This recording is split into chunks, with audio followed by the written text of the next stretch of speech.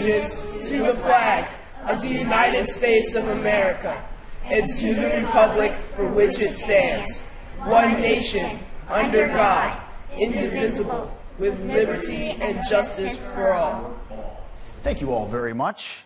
Go ahead and sit down. Math is next. The flag has been seen by some as a dividing or divisive symbol, but I believe that it should unify. What do you think? Oh, definitely. That's the whole point of the flag and of the pledge, is to bring us together. Despite all our differences, I mean, we're all in this together. We're all Americans. James, thank you for your time. I'm going to ask a couple of the kids here, because they're the ones saying the pledge this morning. Kayla, can I ask you a couple questions? Why is the pledge important to you? Well, this is my home, and one of the parts in the Pledge of Allegiance says that one nation under God, which teaches me that this is a Christian nation, and that our founding fathers believed we would answer to God. Well said. What's your name, little guy? Joey? Big guy, I should say, Joey. Joey, what does the pledge mean to you?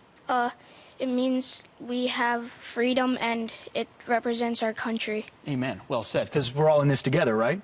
Carl, you were ready to answer a question. Your thoughts on the Pledge of Allegiance? Well, the Pledge of Allegiance reminds me of our soldiers who have sacrificed their lives for us, and the soldiers who are putting their lives on the line for us, hoping for a better future for their loved ones. Holy cow. Let me tell you something. I didn't ask any of these kids those questions before I stuck a microphone in their face. They're in 4th grade, 6th grade, 7th grade. You give me a lot of hope for the future. Keep saying the pledge, all right? Keep loving this country. We appreciate you being on Fox and Friends this morning. Rick Unger, David Webb, and Kathy Barnette, thank you all for joining us this morning. Ladies first, Kathy, is the president right when he says the government shutdown is being held hostage over illegals? Yes, I mean, it's quite apparent. You know, I was watching earlier this week, Secretary of Defense General Mattis said that China and Russia has replaced terrorism as our #1 threat. He went on to say that whatever military fighting competitive edge America once had, it has eroded. And so now to be faced with really a manufactured crisis, there is no need for the Democrats, there's Chuck Schumer and the Democrats, to make this such an imminent threat to our national security at all. And yes, they did. But you're talking politics and optics. You're saying redact for the sake of it. This is about. Kathy, that's not what this should be about, though. No, it is not. Listen, Democrats got exactly what they wanted. They wanted a continuation of this campaign of disinformation, muddying the water. That's the reason why they have a rebuttal. What do you need a rebuttal for? Just present the facts and allow us to do. And because Americans are not as dumb as most politicians seem to think that we are. We have some real issues here. I believe that we're in the midst of a possible constitutional crisis. I don't know if Democrats have heard of this thing called the 4th Amendment, but we have a right to be secure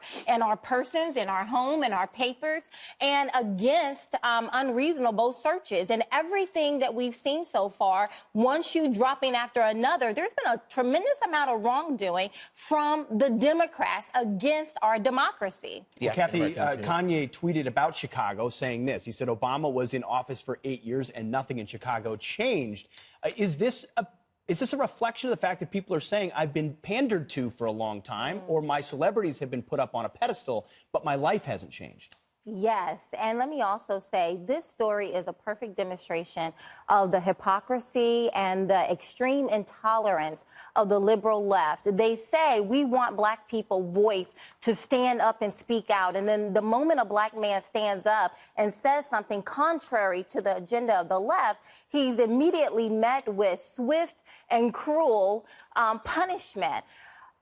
For me to say I am black, but I am not a Democrat, is seen as betrayal in the black community. I lost almost all of my black friends during the 2016 election because there is absolutely no room for independent thinking in the black community when it comes especially to politics. I remember Michelle Obama being on TV One, which is a predominantly black television station, and she said it does not matter who's on that ballot. It does not matter what they've said. It does not matter what they've done. You just vote Democrat, meaning shut up, black people, get in line and do as you're told. And it reminded me that not all overseers on plantations were white. They were black as well, and they were called drivers. This is a conversation that needs to happen. There's a lot of sides to it, for sure. And it is happening, and I'm glad that it is. Well, Rochelle, Darren, Kathy, thank you very much for your time. We appreciate it. Thank you.